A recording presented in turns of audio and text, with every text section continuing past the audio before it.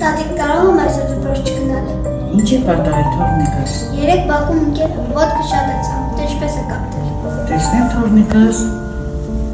Օ, շատ է կապտել։ Կարող ես այսօր չգնալ դպրոց։